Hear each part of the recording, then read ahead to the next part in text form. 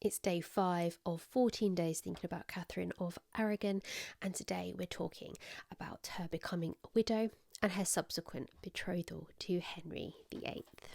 In December of 1501, we left the newly married Katherine and Arthur making their way to Ludlow on the Welsh borders. Now, by March of 1502, Arthur's health was beginning to fail. It was particularly cold and wet at that time, and we're not sure exactly what he was suffering with. Some suggest tuberculosis, some suggest the plague, some suggest the sweating sickness. Catherine was also ill, so this does suggest it was something contagious. She collapsed with her illness, but Arthur didn't recover from his.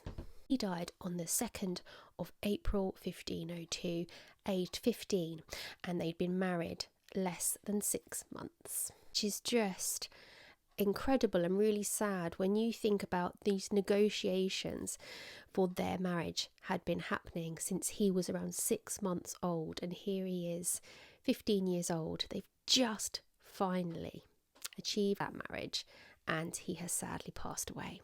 So that leaves Katherine of Aragon, age 16, already a princess dowager.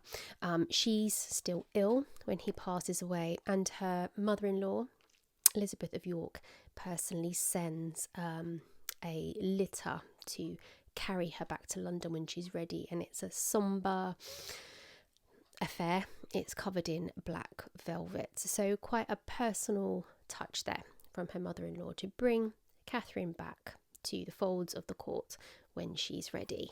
So as the widow, Katherine of Aragon is given Durham House to live in, and she's given an entourage that is mostly Spanish, which sounds like a good thing, being Spanish herself.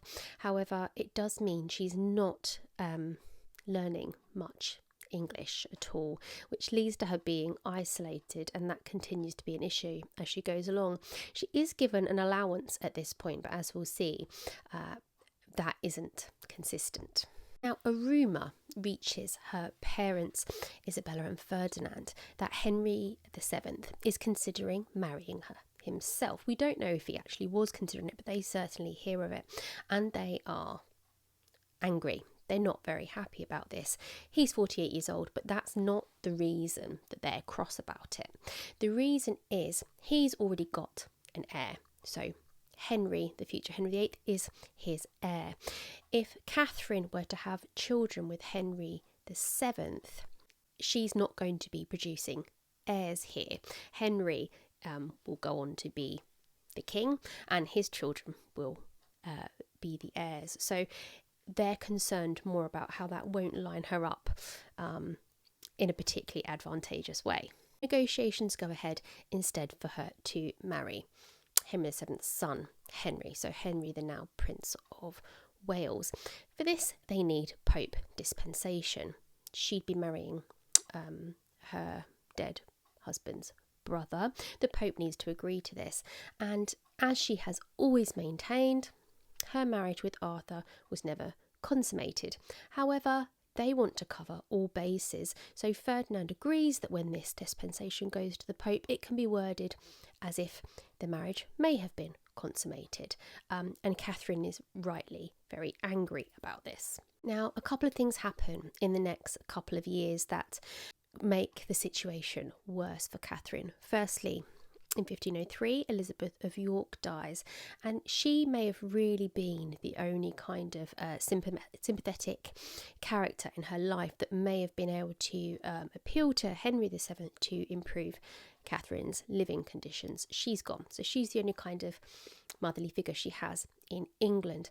And then in 1504, her own mother, Isabella, dies, and apart from this being, a really terrible time of grief, it makes her less of a profitable match, because now Isabella has died. Her sister is now taking the throne, and her own children will become heirs. So that means Catherine has moved down the line of succession for the Castilian throne. So she's suddenly less valuable for marriage negotiations. Throughout the next 3 years, she really suffers from a lack of money. Her Spanish ladies would quite like to actually just go home if they could. Catherine can barely afford to keep them fed or, in any sort of decent apparel. In 1506, Henry removes any sort of money he was giving her. He suggests he's under no obligation to provide her with anything anymore, and she's writing frantically to her father, saying that she's appealing to the king with tears in her eyes, and he's just not bothered. He claims at one point that he gave her £200, but a servant must have stolen it. She says to her father that in 2 years she's only managed to buy 2 dresses, and that was by selling her jewellery, and at this rate she's going to have to sell all of her plates just to feed her household.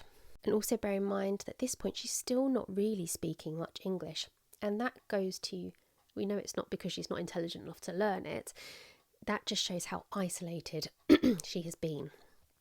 So as we get further on in that decade, basically it's getting to the point where she's just going to leave, and preparations are being made for her to go back to Spain. When then suddenly, in 1509, Henry VII dies, and all her troubles, or so it would seem, are over. So I will see you tomorrow for 1509, when there are a new set of wedding bells ringing. See you then.